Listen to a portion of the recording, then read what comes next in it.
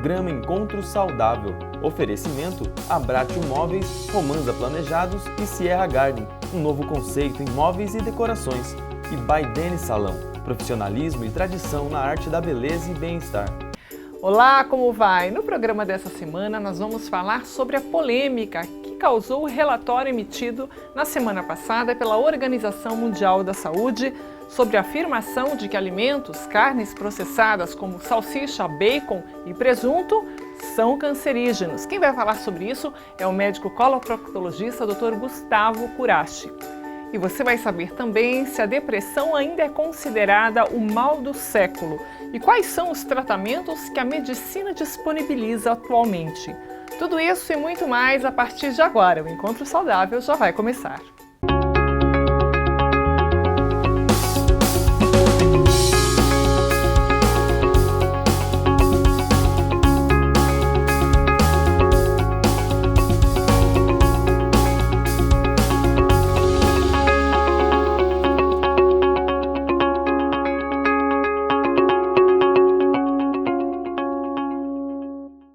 Muito bem. Na semana passada, a Organização Mundial de Saúde emitiu um relatório que chocou ou polemizou, pelo menos, boa parte da população mundial.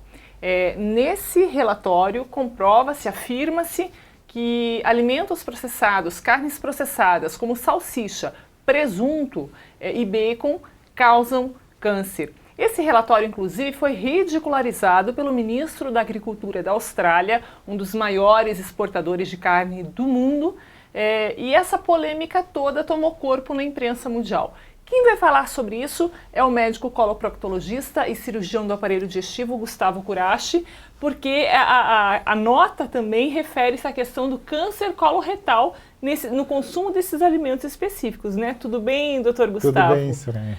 Tem razão da gente se preocupar com esse tipo de relatório ou há um certo exagero nisso? Eu acho que tem uma certa razão.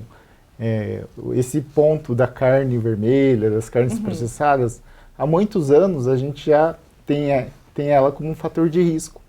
Só que nesse relatório ele classificou a carne processada como um risco efetivo de causar câncer, o que não era antigamente. E isso que chocou mesmo a população e muitos especialistas nesse assunto. Tá certo. Segundo o documento, para quem não teve acesso a essas informações, 50 gramas de carne processada por dia, o equivalente a 2 fatias de bacon, aumentam a chance de desenvolver câncer coloretal em 18%. Há pesquisas no meio médico, até pelo seu habitué, né, a sua forma de trabalhar especificamente nessa área da medicina, comprovam esse tipo de pesquisa, doutor Gustavo? Este relatório foi baseado em vários experts no assunto. Então são aproximadamente 10 experts, 22 experts em 10 países, certo, que estudaram cerca de 800 pesquisas mundiais. Então isso é um estudo que abrange todo o mundo, com diferentes dietas, ou diferentes meios de comer carne, e todos esses comprovam que existe sim um fator de risco. O que talvez torna isso menos preocupante é que ele classificou, por exemplo, como o tabagismo, que o tabagismo causa 1 milhão de mortes por ano por câncer de pulmão. A carne vermelha, a carne processada, ela causa menos, uma porcentagem bem menor, mas porém ainda assim é um fator de risco relevante para o câncer coloretal. Esse relatório, ele comparou o consumo da carne processada com o tabagismo. Acho que foi isso que causou toda essa polêmica na Austrália, né? O senhor estava comentando, inclusive, que leu entrevista e ouviu também entrevistas pelo rádio com relação ao ministro da Agricultura, né? Isso não causa nenhuma surpresa para a gente, né? Óbvio que eles vão se pronunciar dessa forma. Mas o que a população quer saber é se realmente há motivo para se preocupar, tanto quanto com o consumo do tabaco ou não. Essas notas que são emitidas funcionam principalmente como alertas e principalmente para as nossas autoridades. Como está havendo um consumo aumentado, exagerado desses produtos, isso vem causando aumento do número de câncer, causando o aumento do número de problemas relacionados a isso. Pode-se ver a obesidade, por exemplo. O consumo de carnes processadas, de bacon, de hambúrgueres, aumentam a obesidade. Das doenças associadas. E todas as doenças associadas. Então, eu acho que isso funciona mesmo como um alerta para a população entender que o consumo exagerado, seja de presunto, de mortadela, de bacon, de alimentos com muita gordura, elas não fazem bem para a saúde. Não é que é proibido se alimentar desses alimentos, mas realmente tem que se tomar cuidado e tem que observar que a alimentação é rica em gordura, rica em açúcares, isso realmente faz mal para a saúde e isso é comprovado numa proporção talvez menor que o tabagismo, mas é maléfico para a nossa saúde. Sem dúvida, e é tão bom, né? O tal do bacon. Doutor Gustavo, de forma mais branda, está valendo pela falta de provas até mais contundentes, a organização também reforçou o alerta em relação à carne vermelha, né? Daí que pegou lá na Austrália, dizendo que ela seria provavelmente cancerígena. Qual é a recomendação do médico? Então, a carne vermelha, ela tem seus benefícios, então ela deve fazer parte da nossa dieta. Ela é rica em proteína, rica em zinco, rica em ferro, principalmente. Certo. Então, ela deve fazer parte da nossa dieta. A quantidade, o recomendável é cerca de 100 gramas por dia ou menos. Então, isso equivale a um pequeno bife, né? Não é por aquele dia. exagero todo. Não é aquele exagero. Então, a nossa recomendação é que se baseie mais ou menos em um tamanho de um bife pequeno, ou que se consuma 2 a 3 vezes por semana, e nesses outros dias haja substituição por uma carne branca ou por outro tipo de proteína, para que não corra esse risco. Um dado importante que a gente pode notar, no Brasil a gente tem poucas estatísticas, mas sobre o câncer coloretal a gente tem uma estatística interessante, que na região sul existe uma prevalência muito maior de câncer coloretal do que no Nordeste, no Norte. E talvez a gente observe que realmente os gaúchos adoram comer churrasco, comer carne. Talvez isso realmente é muito grande. Talvez isso esteja relacionado realmente a este fato. Doutor Gustavo, agora vamos até explicar um pouquinho mais para as pessoas que estão em casa a questão da carne processada, né? Por que ela faz tão mal à saúde? Falar um pouquinho sobre esses aditivos que podem aumentar aí o potencial cancerígeno. Realmente o mecanismo que esses aditivos causam câncer ainda não são conhecidos. A gente sabe que a carne ela tem um produto que chama uma nitrosamina, que quando ela é aquecida ou ela é defumada, ela aumenta essa quantidade e exacerba a chance de existir um câncer. As carnes processadas, a gente tem que lembrar que são colocados produtos que às vezes alteram o sabor e alteram a capacidade de se manter esse produto, às vezes sem refrigeração, por mais tempo. Às vezes são colocados o sal, né, e alguns outros produtos para se manter. E talvez isso esteja mais relacionado ao maior risco de câncer do que, por exemplo, uma carne in natura, né, a carne vermelha em si. Tá, vamos pensar aqui no dia a dia, no uso comum, até para a dona de casa, para a pessoa que organiza aí o cardápio em casa. 100 gramas por dia de carne, todos os dias não faz mal a ninguém. Ou esse número tem que ser reduzido, só para destacar bem isso daí. Então, 100 gramas é o limite, né? É o limite, não que tenha que comer todos os dias. Não que tenha que comer todos os dias. E lembrar que, assim, cada organismo, cada pessoa é uma pessoa. Então, tem pessoas que a gente sempre escuta no consultório. Ah, doutor, eu fumo a vida toda e não tive câncer, né? E realmente vão ter pessoas que vão ter proteção genética. Mas, de modo geral, é bom a gente não arriscar, porque a gente nunca vai saber se vai ter ou não vai ter. Então, o ideal é você consumir aproximadamente 2 ou 3 vezes por semana, e, se possível, manter essa quantidade de 100 gramas, né, por dia. Certo. Para um indivíduo, o risco de desenvolver câncer coloretal, né, câncer no intestino, por causa do consumo da carne processada, continua pequeno? Vamos falar especificamente do câncer de intestino ainda, né? Quando essas chances aumentam? A chance pelo consumo de carne é difícil de se basear, mas estatisticamente, pelos estudos que foram feitos, cerca de 17, 18% podem ter a culpa pela carne processada. Então, esse que é o risco que foi alertado pela Organização Mundial de Saúde mesmo, para avaliarmos melhor e tentarmos combater, né, diminuir o risco mesmo dessa alimentação. Na verdade, é uma recomendação que Eu, ao menos, estou ouvindo há muito tempo aqui com os médicos que passam pelo programa, pelo dia a dia, pelo contato, vocês sempre estão falando sobre isso. É a questão do equilíbrio, né, de saber comer bem, a questão da reeducação alimentar, que é difícil para a gente incorporar no dia a dia. Eu admito, é difícil mesmo, né? A gente tem hábitos alimentares aí, vícios alimentares, que às vezes tem que aparecer um relatório desses, que, se tornar uma polêmica mundial, para a gente perceber, opa, peraí, olha, tem 22 estudiosos, pesquisadores, dizendo de 10 países diferentes, como o Dr. Gustavo ressaltou aqui, que estão dizendo que realmente causam câncer. Então é bom tomar cuidado. É mais ou menos isso, né, Dr. Gustavo? No dia a dia a gente sabe, todo mundo no fundo já sabe.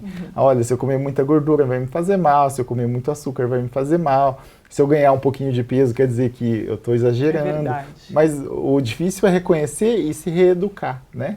Então quando a gente percebe que a gente fica doente, talvez é mais fácil, mas essas prevenções é para evitar mesmo que a gente fique doente, que a gente precise recorrer ao médico, que precise fazer um exame, ou precise... É a prevenção. Por isso, a prevenção é quando a gente não tem e pode ter.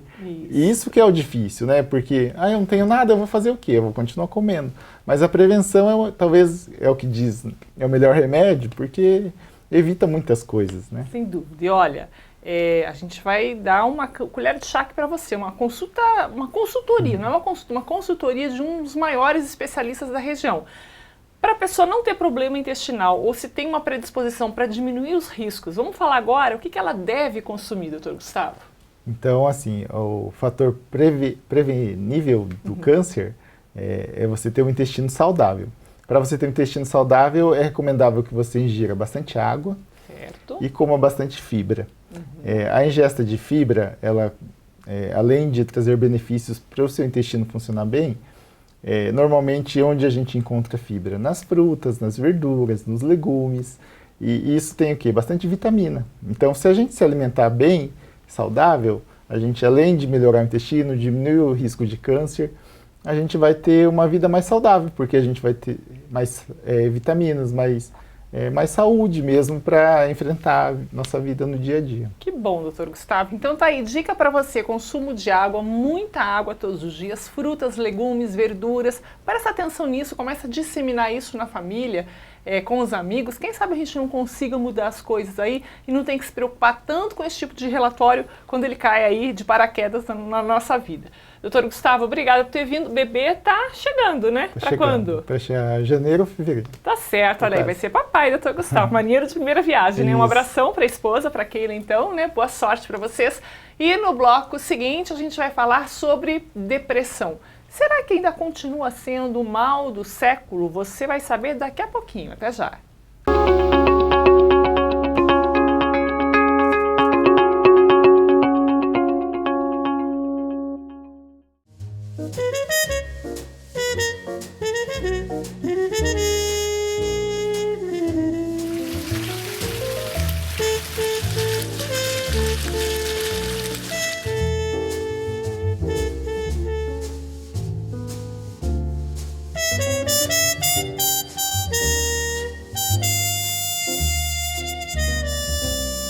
Braston, mais que pisos, caminhos para um futuro melhor.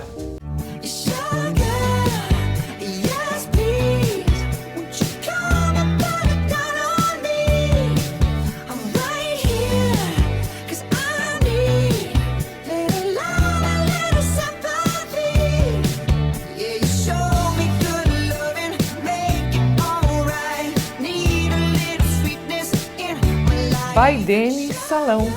Profissionalismo e tradição na arte da beleza e bem-estar.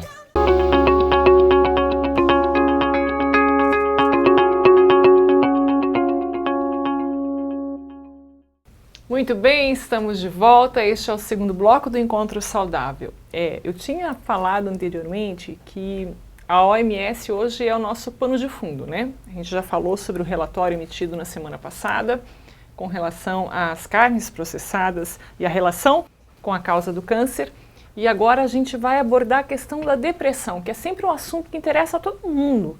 É tão comum ter algum conhecido, alguém da família, ou você mesmo, né, que pode estar passando por esse drama, porque realmente é dramática a situação de quem tem o diagnóstico de depressão e não se trata ou não aceita. Então a gente vai falar sobre isso. E o nosso convidado é o Dr. Rene Cecílio Filho, que é neurologista, está aqui conosco. A gente estava conversando anteriormente, ele estava me contando como é que ele veio parar em Cascavel, e lá se vão 30 e poucos anos, né? Tudo bem, doutor Rene? Bem, graças a Deus.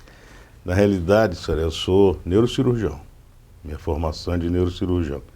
Até justificar por que neurocirurgião está aqui falando de depressão exatamente. E não psiquiatra, né?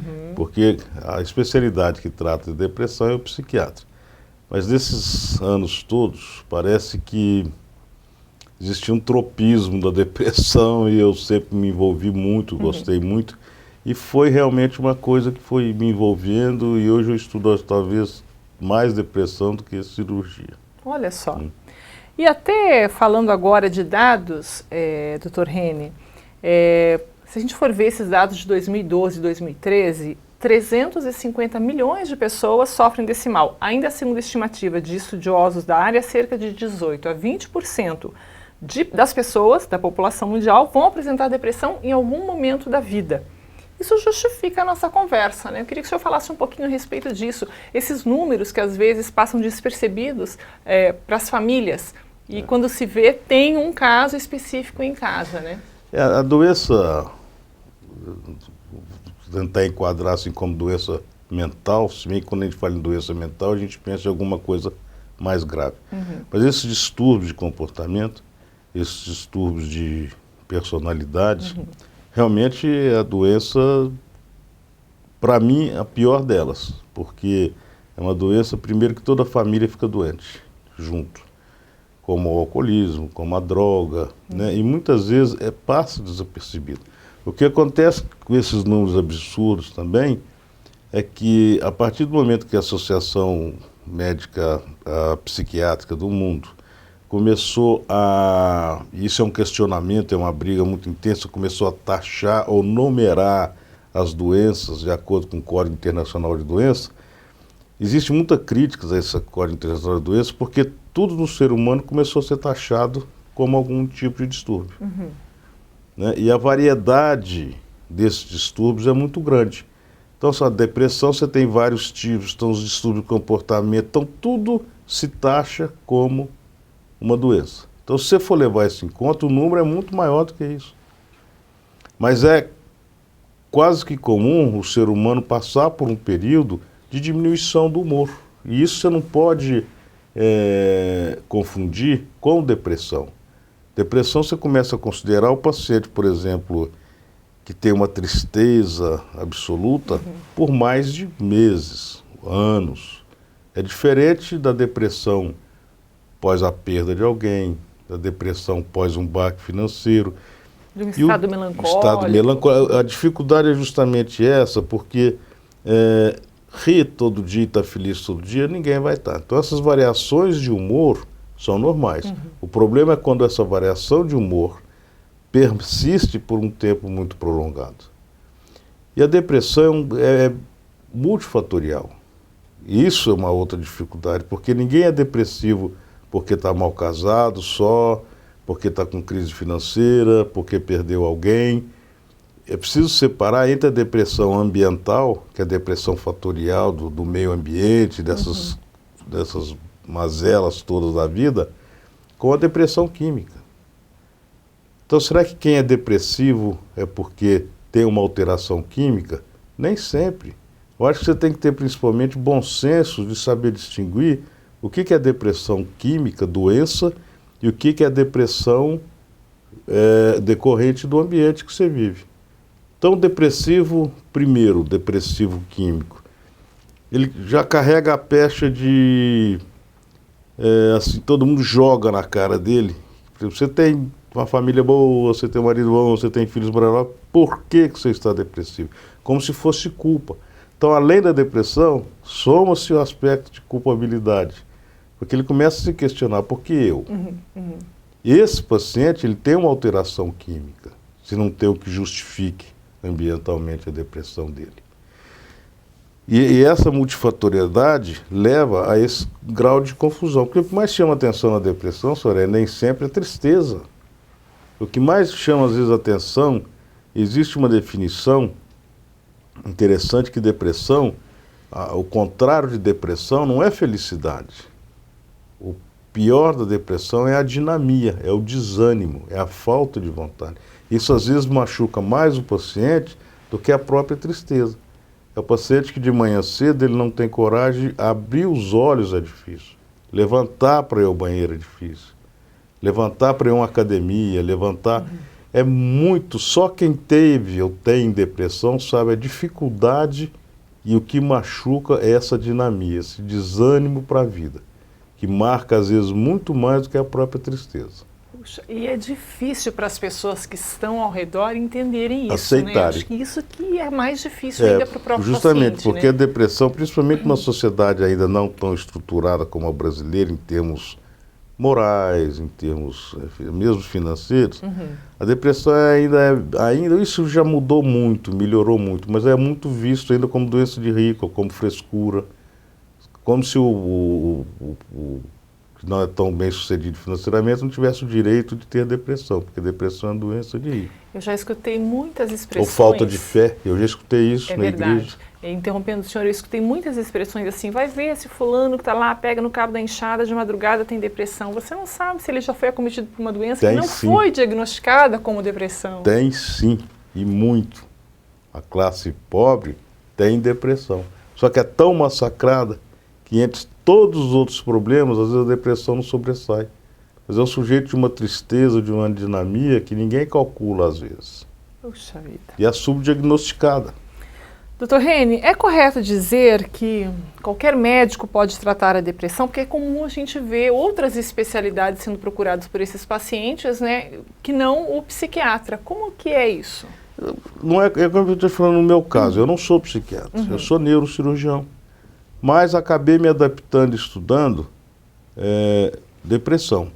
Eu acho que, voltando ao bom senso, eu acho que o grande valor é você ter bom senso se você sabe tratar ou não. A especialidade te dá mais condições de tratar melhor? Tá. Desde que você seja de outra especialidade, estude aquilo e se especialize, é capaz de fazer, desde que você tenha o bom senso de saber. Eu não vou tratar um surto esquizofrênico, eu não sou psiquiatra para tratar isso. Eu tento tratar depressão. A doença psiquiátrica é com o psiquiatra, eu não sou psiquiatra. Então não trato, às vezes, essas outras comorbidades que vêm junto com a depressão. Normalmente eu trabalho junto com o psiquiatra. Perfeito. O que há de novo hoje no diagnóstico e tratamento da depressão? Soraya, eu acho uma grande arma, porque, assim, o que é tratar a depressão quimicamente? O que o remédio da depressão faz? Na realidade, você tem várias classes de antidepressivos mais antigos, tricíclicos, os inibidores de recaptação mais antigos. O que eles tendem a fazer? Todos eles. Eles tendem a aumentar a oferta dos transmissores cerebrais. Através de quê? Eles bloqueiam os receptores dessas substâncias. Então, nas sinapses, que são os encontros neuronais, eles aumentam a quantidade, a oferta desses neurotransmissores. E com isso, o paciente que tem um defeito, entre aspas, ali de produção, ele tem artificialmente aumentado a produção e, teoricamente, melhoraria a depressão. Certo. E nisso se baseia, mas nem todos os pacientes respondem bem ao remédio. Nem todos os pacientes conseguem conviver com os efeitos colaterais que as medicações têm. Então, hoje, uma coisa muito nova, que mesmo o psiquiatra, não são todos que concordam, não são todos que utilizam, hoje cada vez mais difundido, inclusive isso é aprovado pela Associação Médica Brasileira, pela Anvisa, na Universidade de São Paulo, dentro do Instituto de Psiquiatria da Universidade de São Paulo, existe um ambulatório dessa coisa que eu vou falar, que é chamada estimulação magnética transcraniana. O que a estimulação faz? Às vezes é difícil traduzir em palavras mais simples, mas tentando assim ser o mais simples possível, a estimulação magnética, você bombardeia, irradia uma certa área do cérebro com estímulos magnéticos. Certo. Então o que ela faz? Então você vai você começa a estimular uma área do cérebro na região frontal, na córtex chamada dorso lateral, desse córtex frontal, E essa área do cérebro tem conexões íntimas através de uma circuitaria com a área de tálamo e hipotálamo, que são as áreas responsáveis pela depressão no cérebro. Então, teoricamente, esses pacientes depressivos, eles não funcionariam bem essa área de depressão. E o estímulo tenta fazer o quê? Ele tenta reavivar ou mudar a plasticidade, o funcionamento neuronal desse grupo de células responsáveis pela depressão. É como se fosse um marca-passo para o cérebro. Perfeito. Assim, hoje, a estimulação que nós temos, ela é feita superficialmente, às vezes tem profundidade curta. Mas hoje estão saindo aparelhos que têm uma profundidade muito maior. Inclusive, você deve ter já ouvido falar da estimulação profunda. Porque muda, porque essa estimulação é cirúrgica. Você tem que implantar um eletrodo nessas áreas de depressão. É uma coisa mais agressiva. E outra grande arma da estimulação magnética é a ausência de efeitos colaterais. O paciente vem e faz, vai embora, joga bola, faz o que quiser. Então é uma grande ajuda, não é um milagre, mas é uma grande ajuda hoje no tratamento da depressão. Principalmente as depressões rebeldes, as depressões de difícil controle, o paciente que não suporta a medicação, o paciente que quer tentar tratar a depressão sem usar a medicação. Certo. E qual que é a resposta que vocês estão tendo disso no dia a dia, doutor Reni? A resposta é boa. Não é uma resposta de 100%, mas assim, 80% dos pacientes se observa algum grau de melhora. Mas alguns melhores excepcionais, sem dúvida. Outros assim, mantêm a medicação mais tarde. Porque não importa se o paciente está tomando remédio ou medicação, não. O que importa é que o paciente esteja bem. Então, se tiver que associar estimulação mais medicação, estimulação com a medicação, o objetivo é que ele esteja estável. Né? Então, a resposta é muito boa. Não é um milagre. Fala, 100% não é dessa maneira. Mas é uma coisa que, além de melhorar muito o padrão de resposta, não traz nenhum efeito colateral, que é uma outra grande vantagem. Sem dúvida, e mais uma ferramenta que veio para Mais auxiliar uma nessa ferramenta. luta aí, né, no que diz respeito à questão da depressão. São números alarmantes, né? A Organização Mundial da Saúde diz que até 2020 vai ser a segunda doença na colocação aí das doenças responsáveis por incapacidade no mundo, né? Isso daqui, o quê? Quase 4 anos, né, gente? Muito pouco tempo. E nós criamos... O homem é muito controverso e complexo. Ele cria mecanismos para trazer pseudo-conforto, mas que inclui competitividade, um matando o outro, um subindo.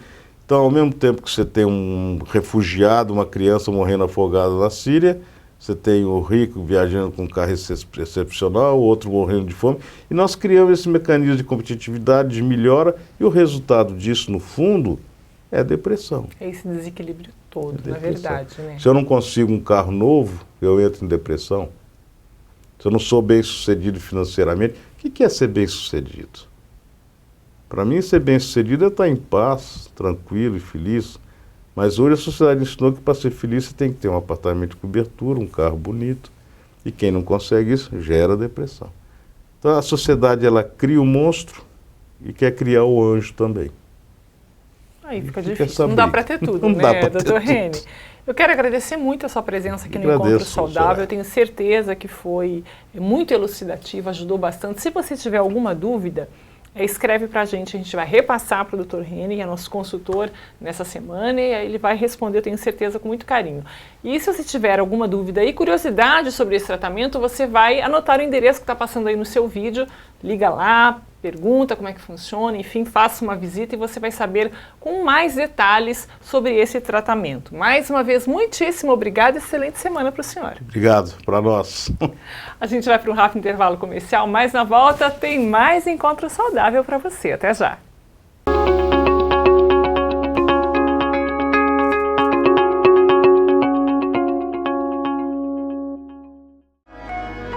Nasce em Cascavel o COP, Centro de Oncologia do Oeste do Paraná. Um novo conceito no tratamento do câncer. Humanizado, multidisciplinar e individualizado, com toda a segurança que o paciente necessita no tratamento. Orientado pelos doutores Leandro Rodrigo Acosta, Luiz Sérgio Esprícido e Márcio Jaquete Maciel. COP, a vida renasce a cada dia. Cascavel é referência em saúde. Mas é aqui, no Hospital de Olhos de Cascavel, onde você percebe melhor o que vem a ser tecnologia de ponta, com atendimento humanizado em oftalmologia. Em cirurgias como de retina, feixes de laser, precisão e controle absoluto ampliam a segurança. Laser Wavefront, cirurgia única, personalizada, indolor e ainda pode dispensar o uso de óculos. Na cirurgia de catarata, mais conforto, segurança e rapidez com o exclusivo sistema White Star, que preserva a fisiologia natural do olho, com recuperação ainda mais rápida. Este topógrafo mapeia 102 mil pontos de córnea para maior segurança e precisão cirúrgica. Tecnologia de ponta, 5 salas de cirurgia, conforto, atendimento personalizado. A melhor e maior equipe de oftalmologistas. Hospital de Olhos de Cascavel. Completo. Único.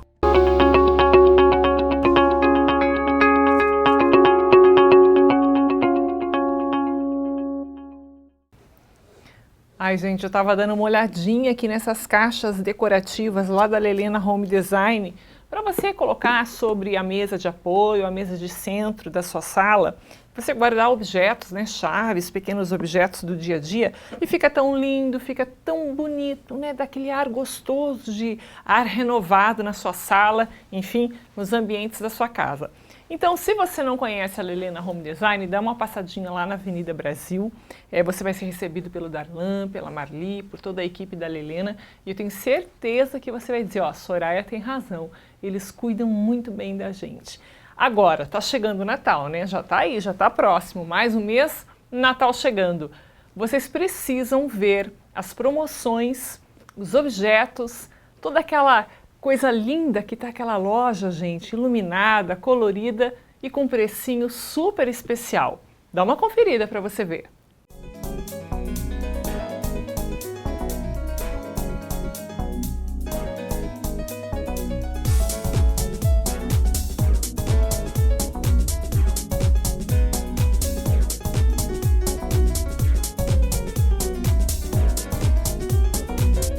Aconchego, sofisticação, bom gosto e excelência em atendimento.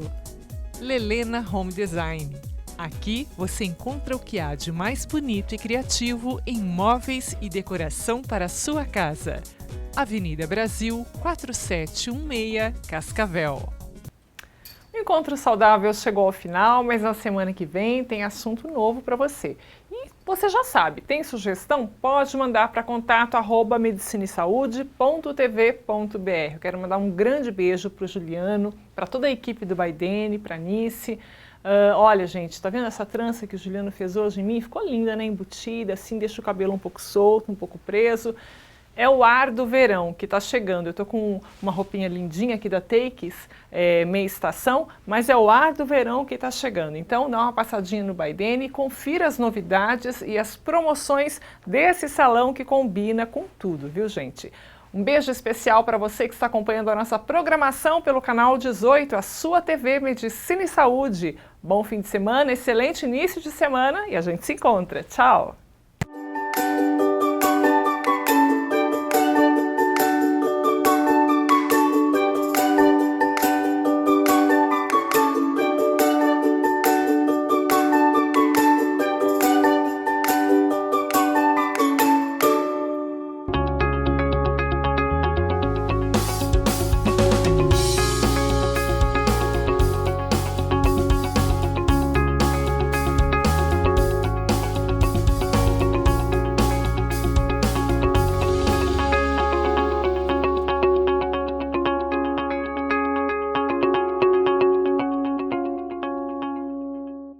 Programa Encontro Saudável. Oferecimento Abratio Móveis, Romanza Planejados e Sierra Garden. Um novo conceito em móveis e decorações.